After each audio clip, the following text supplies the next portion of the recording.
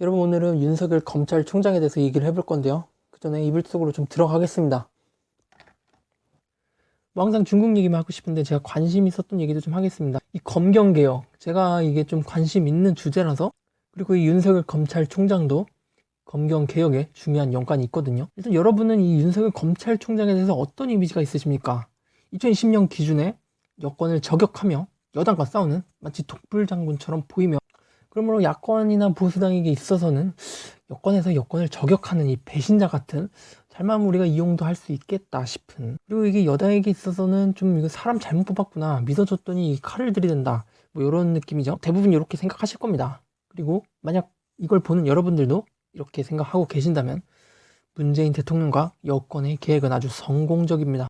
자, 이제부터 왜 그런지 제가 말씀을 드릴게요. 이거는 뭐 제가 생각하는 배경 스토리인데 좀 길지도 모르겠습니다. 일단 이 문재인 대통령의 숙명과도 같은 사업 중에 검찰 개혁이 있습니다. 사건 조정도 그 일환이고요. 아마 이 검찰을 견제하고 싶은 이유는 친구였던 전 노무현 대통령이 검찰의 칼날을 견디기 힘들었고, 그만큼 이 권력이 부패를 한다면 가장 이용하기 쉬운 게 이 검찰이기 때문입니다. 문재인 대통령이 뭐 권력을 국민들에게 이양을 하겠다, 그리고 뭐 부패하지 않겠다, 이런 대의적인 명분도 분명히 있는 건 있지만, 아마 앞으로의 대통령들이 퇴임 이후에 또다시 검찰을 이용해서 공격당하는 걸 방지하기 위함도 있을 거라고 봅니다. 사실 지금 우리가 뭐 알지 못하지만 이 검찰과 경찰은 끊임없이 총성 없는 전쟁을 하고 있어요. 특히 이 검찰이 언론을 통해서 얼마나 그걸 보면 정말 소름이 돋을 정도입니다. 여러분, 그냥 생각해보세요. 경찰에 대한 우리들의 이미지가 어떻습니까? 정말 뭐 무능하고 제대로 뭘 하는 게 없고 굉장히 답답한 조직으로 느껴지죠. 근데 정말 경찰이 그렇게 무능할까요? 아니면 우리가 무능하다고 생각을 하는 걸까요? 사실 우리나라 경찰은 세계 어떤 경찰과 비교해도 정말 능력이 좋은 편이라고 생각을 해요. 뭐 일부 비제 사건들이 있고, 그거는 뭐 경찰 문화가 완전히 바뀌기 전이기도 하니까 실수도 분명 있었을 거예요. 근데 뭐 그런 사건은 정말 일부이고, 대부분의 뭐 몇만 건이 넘는 사건들은 정말 국민의 생명과 재산, 권리를 위해서 불철주야 열심히 봉사를 하고 있어요. 근데 왜 우리는 경찰을 무능하게만 생각할까요? 한 가지 말씀드릴게요. 그 여경 무능 논란이 그 대림동 그게 있었어요. 그 여경이 범인을 제대로 제압도 못하는 바디캠, 이게 공개가 된 건데, 우리는 그때 정말 여자 경찰들이 정말 필요한가, 이런 걸로 정말 뜨거웠던 것 같아요. 그때 모두가 여자 경찰의 필요성에 대해서 이 갑론을박을 하고 있을 때 저는 다른 쪽으로 의문이 있었어요. 아니, 그러니까 이 바디캠이라는 건 일반인이 쉽게 접근할 수 있는 이 정보가 아니에요. 아무리 뭐 언론, 시사 프로그램이라고 해도, 경찰의 정보를 마음대로 달라고 해도 언론에 뿌리기가 쉽지가 않아요. 자, 그럼 이건 도대체 누가 뿌렸을까요? 이 경찰의 수사 정보를 마음대로 취급할 수 있는 건 과연 누굴까요? 바로 그 경찰에 의해서 기소를 할 것인지 안 할 것인지 판단할 수 있는 검찰이 이론적으로 가능합니다. 저는 지금부터 확전적으로 말씀드리는 게 아닙니다. 그냥 이론적으로 가능할 수 있다는 것만 얘기 드린 겁니다. 어차피 제가 뭐 내부 폭로자도 아니고 제 말을 100% 믿을 필요도 없어요. 일단 검찰은 이런저런 사건들을 경찰에게서 넘겨받아서 종합적으로 판단하기 위한 명목으로 경찰의 모든 수사 정보에 접근할 수 있는 권한이 있어요. 생각해보죠. 이 바디캠 논란이 생겼다면 과연 그 바디캠은 누가 유출했을까요? 경찰이 뭐 저 무능력한 것 좀 보세요. 여러분, 제 바디캠을 보여줄 테니까 시민 여러분, 경찰을 마음껏 욕해주세요. 이렇게 유출했다고 보십니까? 이 사건은 사실 2019년 2월 12일에 발생했다고 써져 있습니다. 그리고 이게 본격적으로 커뮤니티에 퍼진 거는 2019년 5월이에요. 자, 3개월 동안 조용했습니다. 이제 경찰이 뭐 굳이 공개를 하지 않으면 앞으로 영원히 이런 논란이 발생하지 않을 수 있었어요.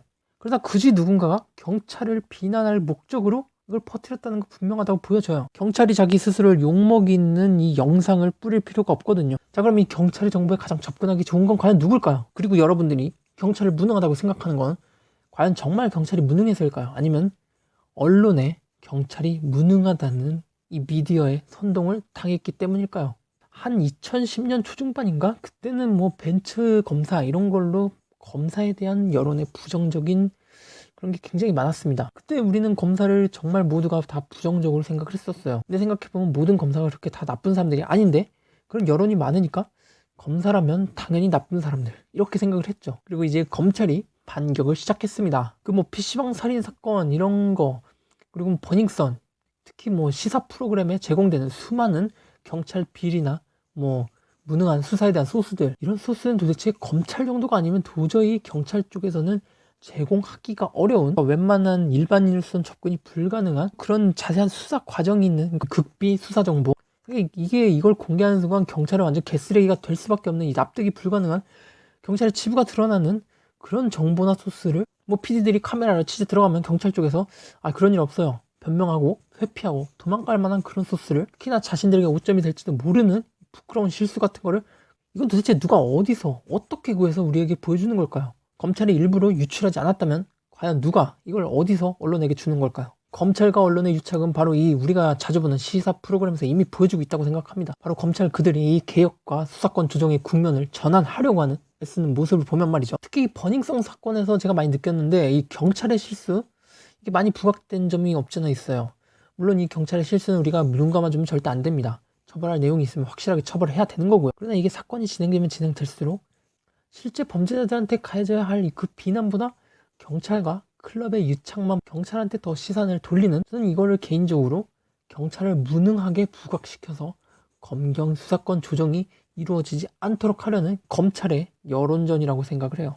뭐 100% 믿으시면 안 됩니다. 그냥 저의 생각이에요. 여기까지 제가 생각하는 배경 스토리를 말씀드렸습니다. 검찰은 뭐 생각보다 쉽지 않은 집단입니다. 심지어 대통령이라고 해도 그들에게 먹이를 주고 이용을 하는 건 가능할지 몰라도 그들의 날개를 부러뜨리는 것은 불가능한 집단입니다. 뭐 마치 용병단 같은 거죠. 돈을 주면 그대로 움직이는 한이 있어도 만약 용병단을 제압하고자 한다면 그들은 총칼을 들고 끝까지 최후까지 저항할 겁니다. 그래서 이 문재인 대통령은 다른 방법을 선택했습니다. 그래서 뭐 제가 생각하는 거 그걸 지금부터 말씀드리겠습니다. 자, 문재인 대통령 정상적인 뭐 합의나 토론 이런 걸로는 도저히 상황이 진전이 안 되니까 그쪽에 우리 사람을 심어놓는 방법으로 전략을 바꿨어요. 문재인 대통령은 조국과 윤석열 이 두 사람을 이용해서 검찰을 견제하려고 했습니다. 자, 먼저 조국 법무부 장관. 이 법무부 장관이 뭐죠? 조직 구조상 검찰의 직속 상관입니다. 일단 조국은 실패했습니다. 저는 이 조국에 대한 견제도 검찰이 그 언론 세력을 이용한 하나의 여론전이 아닐까라고 생각을 했어요. 그리고 지금 추미애 법무부 장관 이것도 마찬가지죠. 지금 이 법무부 장관 자리에 앉는 사람은 무조건 이렇게 논란이 생길 수밖에 없습니다. 왜냐면 검찰이 그쪽을 조준을 하고 있거든요. 일단 문재인 대통령의 플랜은 자신이 가장 신뢰하고 뭐 믿을 수 있으며 능력도 있는 사람들을 그쪽 조직에 보내서 검찰을 개혁하겠다는 그런 의지가 담겨 있다고 봅니다. 그러나 단순히 장관들만을 보내는 걸로는 검찰이 개혁되기 어려울 겁니다. 그래서 실질적인 행동 제장도 필요합니다. 그게 바로 윤석열 검찰총장입니다. 처음에 윤석열 검사가 얼마나 보수당한테 욕을 먹었는지 민주당이 키운 좌파 검사라는 말도 있었고 실제로 박근혜 대통령 국정농단을 수사한 검사도 바로 그입니다.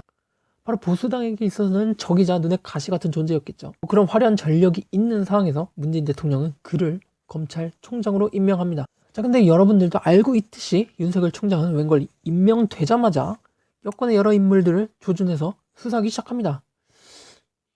이게 우리가 생각했던 그 시나리오랑은 다르죠? 아니 문재인 대통령이 뽑아졌는데 왜 여권, 우리 인물들을 공격하냐? 작작 좀 해라. 그만해라. 제 여권들은 그리고 여권 지지자들은 윤석열을 비판하기 시작합니다. 그리고 보수 세력에게는 뭐지?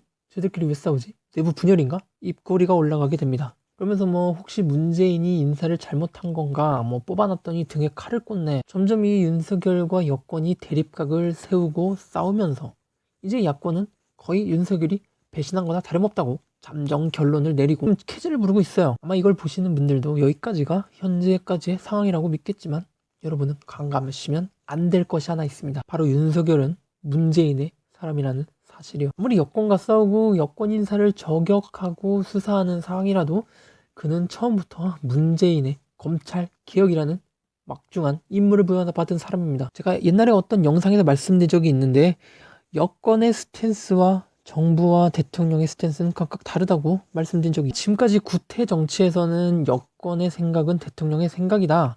그러니까 똑같이 움직인다 이렇게 생각을 했는데 최근 들어서는 정부의 생각과 여권의 생각이 다른 경우가 종종 발생을 해요. 그래서 저는 그거의 연장선으로 아무리 여권이 윤석열을 비판을 한다고 해서 정부까지도 뭐 윤석열을 싫어한다 이렇게까지는 보기 어렵다고 봐요. 그리고 제 판단으로 절대 그는 문재인 대통령을 배신하지 않을 겁니다. 일단 제가 그렇게 생각하는 몇 가지 이유를 말씀드릴게요. 이 문재인 대통령의 반응을 보면 이게 어떤 상황인지 대충 추측이 가는데요. 작년에 이 조국 법무부 장관을 한참 공격당하고 그럴 때 그때는 대통령도 이례적으로 그 논란에 대한 반응을 하면서 이게 조국을 조금이라도 지원하려는 제스처를 보여줬습니다. 그러나 이 윤석열에 대해서는 어떤 언급도 없는 현실이죠. 분명히 자기 여당을 공격하고 있는 상황임에도 어떤 이 대통령 차원의 견제가 들어가고 있지 않다는 거, 이거는 문재인 대통령의 입장에서 윤석열 총장이 만족할 만큼 임무를 수행하고 있다, 그러니까 문제가 발생하지 않고 있다는 그 의중을, 그 심리를 간접적으로 보여주는 거라고 생각을 해요. 만약 정말 배신하려 하는 거였거나 위기 이런 상황이었다면 이 청와대 쪽에서도 어떻게 가만히 있지 않고 어떻게든 윤석열 총장을 견제하려는 액션을 취했을 거라고 봅니다. 그러나 그런 액션이 전혀 보이지 않는 것을 볼 때, 그리고 뭐 해임한다 이런 얘기 전혀 나오지도 않는 걸 볼 때, 윤석열과 문재인의 유대 관계는 우리가 상상한 것 이상으로 돈독한 것으로 저는 개인적으로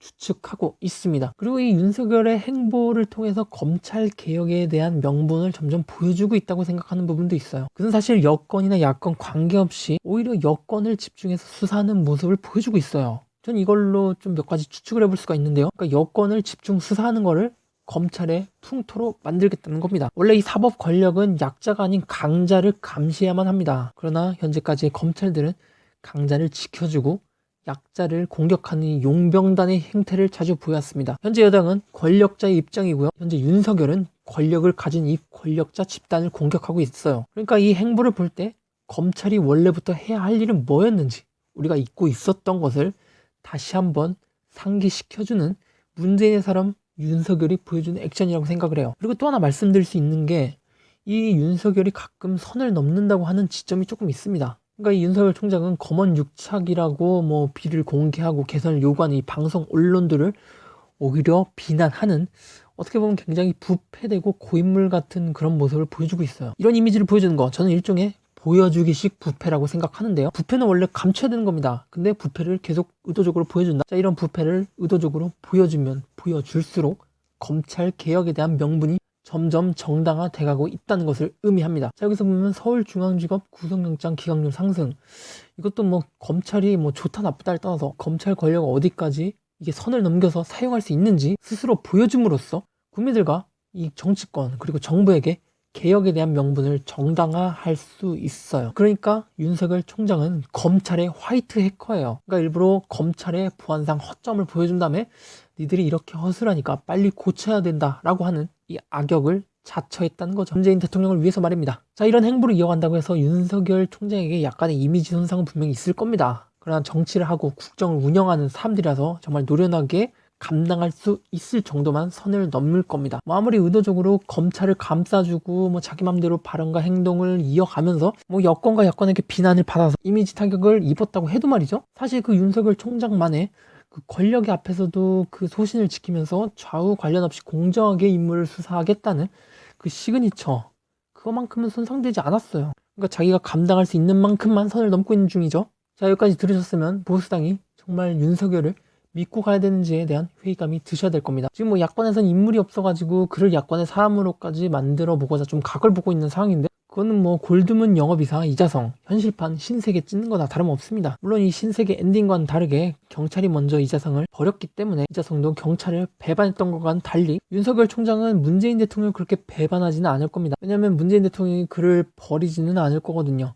버려지지 않으면 이자성처럼 배반한 일도 없을 겁니다. 뭐 이렇게 정치적인 총장은 처음이다 이렇게 말을 하던데, 여러분, 공직에 있는 사람이 자기 주제를 모르고 그렇게 정치적으로 날뛴다, 원래 그렇게 하면 좌천되는 게 정상이에요. 근데 마치 좌천이 되지 않을 걸 알고 있다는 듯이 날뛰고 있다. 그럼 적어도 여당이나 정부에서 그를 절대 버리지 않겠다는 거를, 그리고 어떤 무언의 약속이 있었을지도 모른다는 걸 윤석열 총장이 알고 있다는 거 아니겠습니까? 윤석열 검찰총장이 정치적인 사람이라는 거 보수당에서 절대 윤석열을 믿으면 안 되는 이유이기도 합니다. 그 정치적이라는 게 자기에게 정치적인 건지 아니면 상대방에게 정치적인 건지 알 수 없기 때문이죠. 이 야권에서 뭐 윤석열이 거의 뭐 문재인 대통령과 척을 지고 아예 결벌했다고 판단하고 영입하려고 시도하는 것 자체가 이게 살짝 정치적 판단에 문제가 있는 게 아닌가라고 생각을 해요. 만약 보수당이 그에게 야권의 중요한 일을 맡긴다면 그거는 문재인 대통령과 여당에게 빅빅 호재일 거고요. 고양이에게 생선을 맡기는 상황일 겁니다. 진심으로 머리를 짜내고 짜내서 발언한 게 이거라면